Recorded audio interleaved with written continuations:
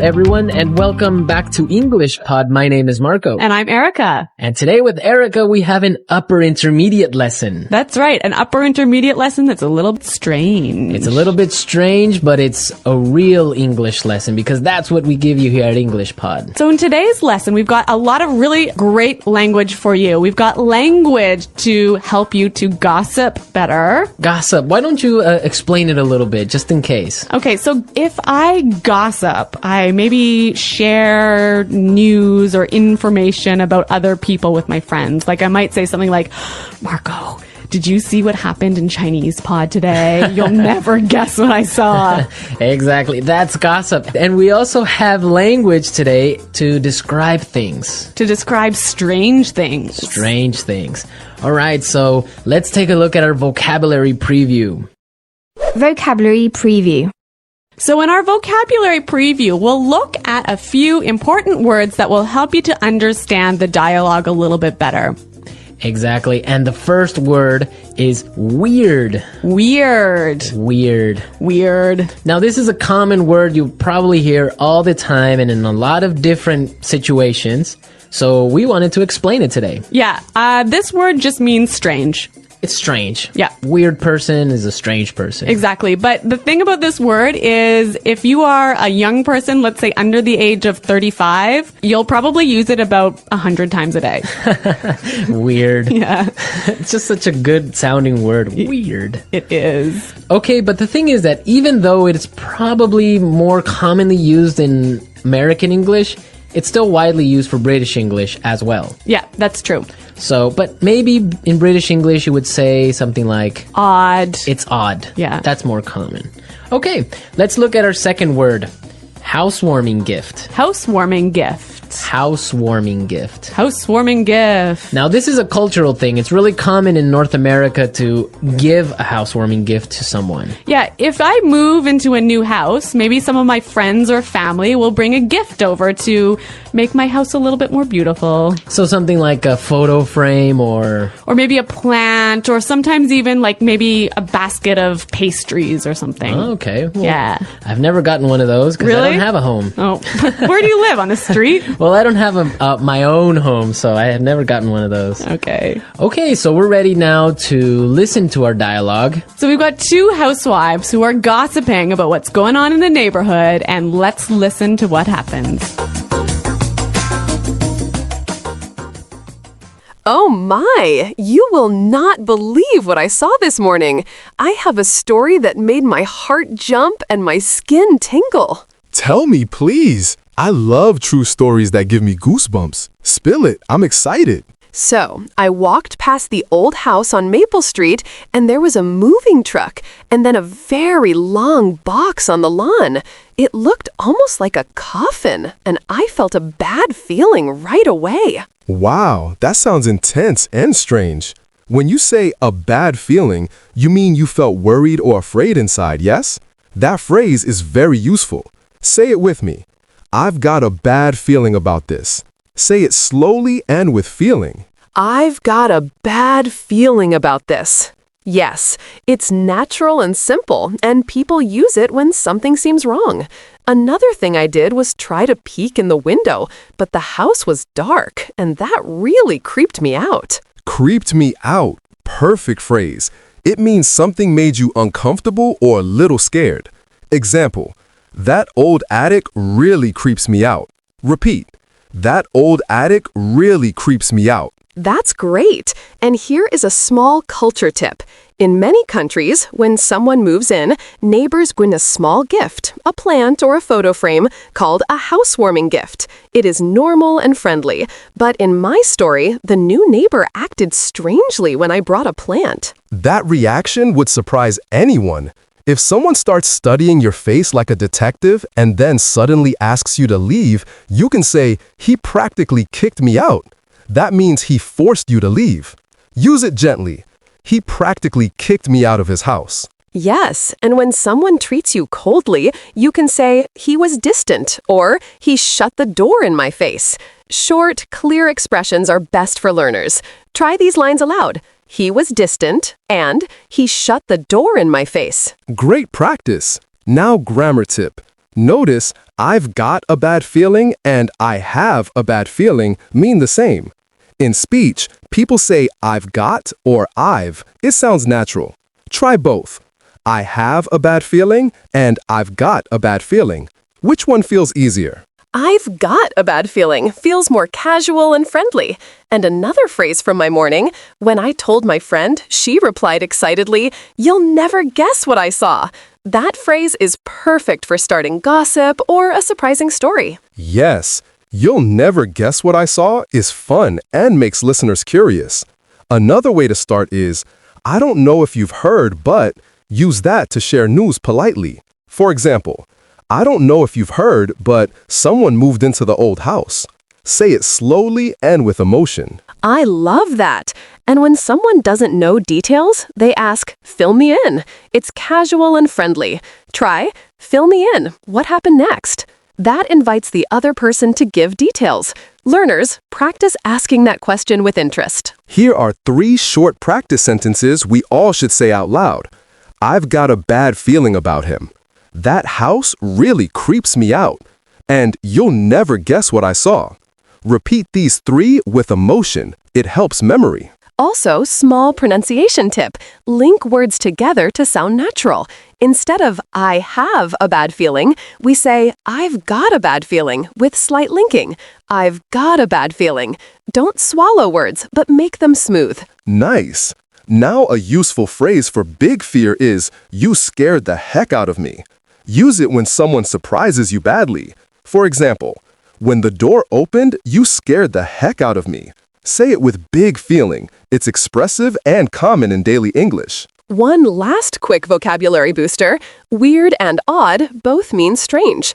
Young people say weird a lot, but in British English, odd is also common. Try both.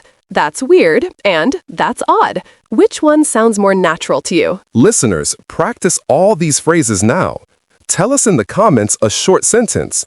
The weirdest thing I saw was, or I've got a bad feeling about. Use simple words and strong feeling. Don't forget to like, subscribe, and comment. We love your stories and will read them with excitement. You know what's fascinating? People love strange stories. They make our hearts race and our imagination fly. When something weird happens, we can't wait to tell someone. That's what gossip is really about. Sharing stories that surprise, shock, or make people laugh. Exactly. And gossip isn't always negative. It's just human curiosity. In English, we often start gossip with fun phrases like, "Did you hear?" or "Guess what?" or "You'll never believe this." These phrases make your story sound exciting right from the start. Yes. For example, you could say, "Guess what? My neighbor wears sunglasses even at night." Or, "Did you hear about the teacher who bought a parrot that can sing?" It's playful, it gets attention, and it makes people curious. I love that. Another useful expression is "no way." It's what people say when they hear something shocking or surprising. Example, A, my friend met a movie star at the supermarket. B, no way, that's amazing. It's short, emotional, and very natural. That's such a good one. And if you want to sound really friendly, you can add emotion. "No way, you're kidding?" Or "Seriously?" These words make you sound alive when you speak English, not robotic. That's true. Now, let's talk about the word weird. It's one of the most useful words ever. It means strange, unusual, or not normal, but it's not always negative. You can say, "That's weird," when something surprises you, or "He's a bit weird, but I like him." Exactly. And if you want to sound more British, you can say, "That's odd." Or if you want to sound a little more formal, say, "That's unusual." They all mean almost the same thing, but the feeling is different. Weird sounds emotional and modern. Odd sounds calm and polite. Nice explanation. Let's give our listeners a few more natural expressions for talking about strange stories. You can say, "It gave me the creeps" when something made you feel uncomfortable. For example, "That abandoned house gave me the creeps." I use that one all the time. And when someone or something really scares you suddenly, you can say, "It scared the heck out of me." It means you were really, really scared, but in a funny, everyday way. I loved that feeling once. When my cat jumped out of a closet at midnight, I nearly screamed. It scared the heck out of me. That's a good story. And this is how we make storytelling powerful, by adding emotion. When you tell a story in English, change your voice, use strong expressions, and repeat key words. Say things like, "It was so weird," "I couldn't believe it," or "It freaked me out." Yes, freaked me out is another great expression. It means something scared or shocked you in a big way. For example, that horror movie totally freaked me out. And remember, the more emotional your voice is, the more natural your English sounds. Don't be afraid to show feeling. English speakers love expressions that sound real, not robotic. Absolutely. Here's a quick mini practice for everyone listening. Repeat after us with energy. That's so weird. You scared the heck out of me. It gave me the creeps. You'll never guess what happened. Perfect. Use them in your stories and you'll sound confident and fluent. So, listeners, tell us your own weird or funny story in the comments. We can't wait to read the best one. Make it fun, emotional, and full of these expressions. And don't forget to like, share, and subscribe for more exciting English stories and lessons. You know what's amazing? Strange stories always bring people together. Whether it's at work, at school, or at home, we all love to share something unusual, something that makes everyone say, "Really? Tell me more." That's true. And that's why gossip, when it's friendly, is actually a great way to practice English. You use real phrases, real emotions, and natural conversation flow. It's not about talking bad, it's about storytelling. Exactly. Think of gossip as sharing small, interesting stories. You can practice this every day. For example, say, "Did you hear what happened at the office today?" Or, "Guess what I saw this morning?" These openers make your listener curious right away. And when someone tells you something interesting, you can respond with natural reactions like, "No way," or "You're kidding," or "Wow, that's unbelievable." These emotional phrases make your English sound alive and fun. That's so true. Another great reaction phrase is, "That's crazy." It doesn't mean someone is crazy, it just means what you heard is shocking or hard to believe. For example, "My friend found a snake in her car." That's crazy. I'd say that too. And when you want someone to tell you more, say, "Go on," or "What happened next?" or "Fill me in." These are friendly ways to keep the story going without interrupting. Fill me in is especially useful. It means tell me the details. You can use it in work conversations too. "I missed the meeting. Can you fill me in on what was discussed?" It's polite, short, and natural. That's such a good example. And here's another. When you're shocked or impressed, you can say, "I can't believe it," or "You're not serious?" These are real, emotional expressions that make your English sound smooth and full of feeling. And you know, when we share gossip or strange stories, it's not just for fun. It helps us learn vocabulary about emotions, reactions, and daily life. You get to use words like weird, creepy, freaked out, unbelievable, shocked, curious, and odd. Yes, those words are emotional, and emotions help you remember language longer. When you feel something, excitement, fear, surprise, your brain remembers the words connected to that feeling. That's why storytelling is such a powerful way to learn English. That's right. So listeners, here's a quick challenge. Tell one weird or funny story in English this week. Use these phrases. "Did you hear?" "Guess what?" "No way," "It gave me the creeps," "You scared the heck out of me," and make it sound real and fun. Yes, practice them aloud, record your voice, or share your story with a friend. The goal is not perfection, it's expression. Speak with emotion, feel your words, and enjoy the sound of your English. I love that. Remember, language isn't just about grammar, it's about people, feelings, and connection. So tell your weird stories, make people smile, and use English to express the real you. That's such a wonderful thought. So, listeners, Listeners, share your weird or funny story in the comments. The most creative one might get a shout out in our next episode. And of course, don't forget to like, subscribe, and share this podcast if you learned something new today.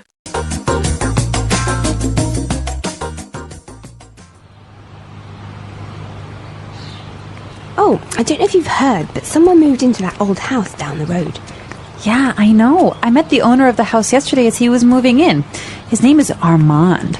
Really? What's he like? You have to fill me in. Actually, he's a bit strange. I don't know. I've just got a bad feeling about him. Really? Why? Well, yesterday I brought over a housewarming gift, but Armand started acting really weird, and then he practically kicked me out. I tried to sort of peek into his house, but everything was so dark inside that I couldn't really get a good look. The whole thing really creeped me out. Well, you'll never guess what I saw this morning. A delivery truck pulled into his driveway and it dropped off a long rectangular box. It almost looked like a coffin. You see? Why would he... Hello, ladies. Armand! Oh, you scared the heck out of me. This is my friend Doris. Pleasure to meet you. If you're not doing anything tonight, I'd like to have you both for dinner. I mean, I'd like to have you both over for dinner.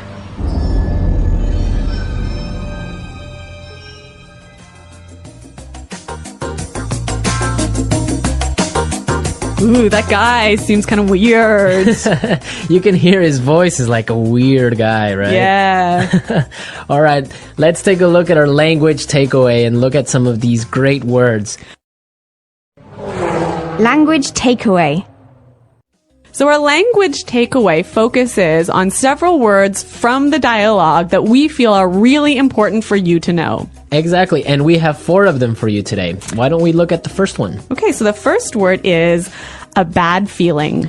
Bad feeling. A bad feeling. A bad feeling. So we've got a few examples that will help you to understand how this phrase works. Example 1. I don't like Kelly's new boyfriend. I've got a bad feeling about him. Example 2. It's so dark. We shouldn't be out here. I've got a bad feeling about this. Example 3. I've got a bad feeling about this trip. I feel like something's going to happen. Maybe we shouldn't go. Okay, so basically you think something bad is going to happen. Yeah, you have a sort of uncomfortable feeling. Okay, that makes sense. I have a bad feeling about something. Exactly.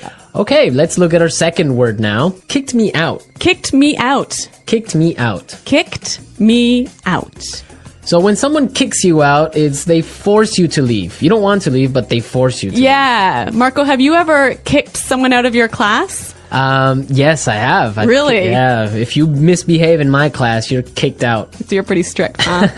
Well, sometimes I am. Okay. Okay. Also, maybe you've kicked your husband out of bed. I might have done that once or twice before. We'll have to ask him. I'm sure he has.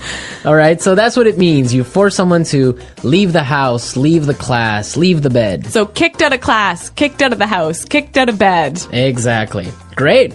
Let's look at our third word now. Creeped me out. Creeped me out. Creeped me out. Creeped me out. Now, this is a really common phrase. I like this phrase a lot, and we've got some examples for you to listen to help you understand this word a little bit better. Example 1.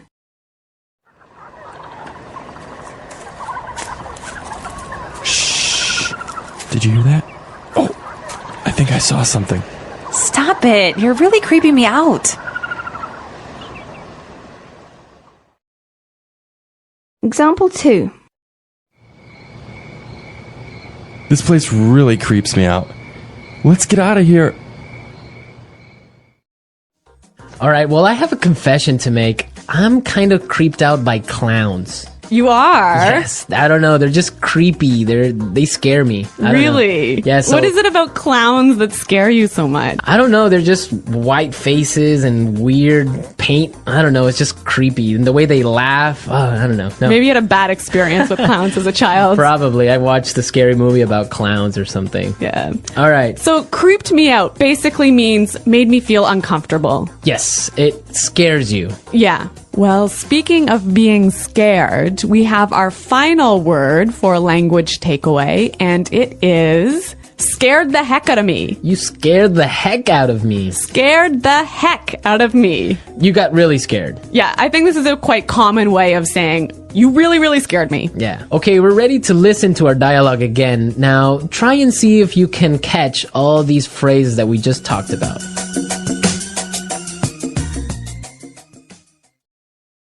Oh, I don't know if you've heard, but someone moved into that old house down the road. Yeah, I know. I met the owner of the house yesterday as he was moving in. His name is Armand. Really? What's he like? You have to fill me in. Actually, he's a bit strange. I don't know. I've just got a bad feeling about him. Really? Why? Well, yesterday I brought over a housewarming gift, but Armand started acting really weird, and then he practically kicked me out. I tried to sort of peek into his house, but everything was so dark inside that I couldn't really get a good look. The whole thing really creeped me out. Well, you'll never guess what I saw this morning. A delivery truck pulled into his driveway and it dropped off a long rectangular box. It almost looked like a coffin. You see? Why would he... Hello, ladies. Armand! You scared the heck out of me. This is my friend, Doris. A pleasure to meet you. If you are not doing anything tonight, I would like to have you both for dinner. I would like to have you both over for dinner.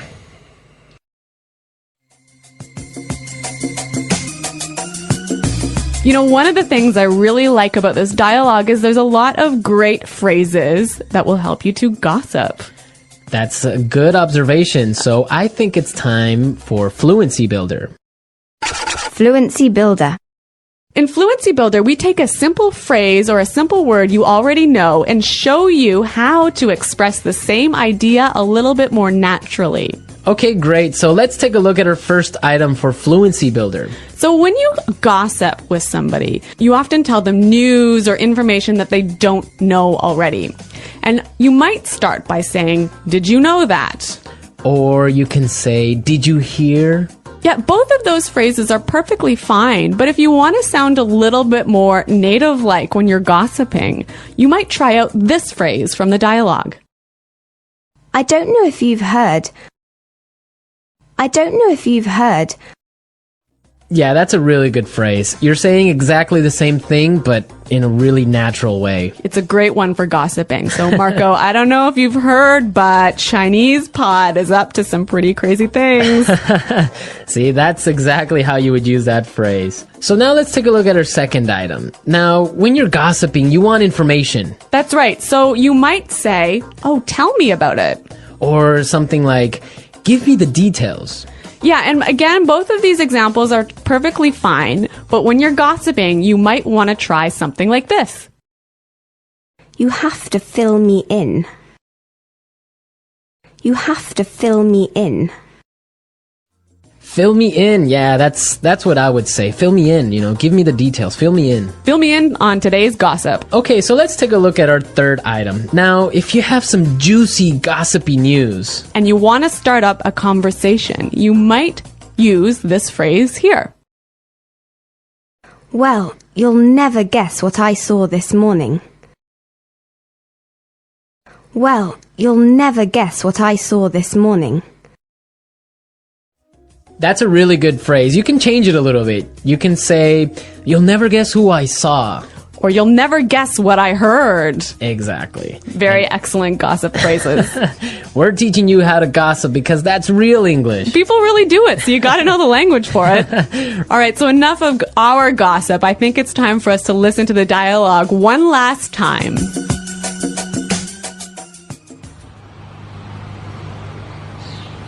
Oh, I don't know if you've heard, but someone moved into that old house down the road. Yeah, I know. I met the owner of the house yesterday as he was moving in. His name is Armand. Really? What's he like? You have to fill me in. Actually, he's a bit strange. I don't know. I've just got a bad feeling about him. Really? Why? Well, yesterday I brought over a housewarming gift, but Armand started acting really weird, and then he practically kicked me out. I tried to sort of peek into his house, but everything was so dark inside that I couldn't really get a good look. The whole thing really creeped me out. Well, you'll never guess what I saw this morning. A delivery truck pulled into his driveway and it dropped off a long rectangular box. It almost looked like a coffin. You see? Why would he... Hello, ladies. Armand! Oh, you scared the heck out of me. This is my friend Doris. Pleasure to meet you. If you're not doing anything tonight, I'd like to have you both for dinner. I mean, I'd like to have you both over for dinner.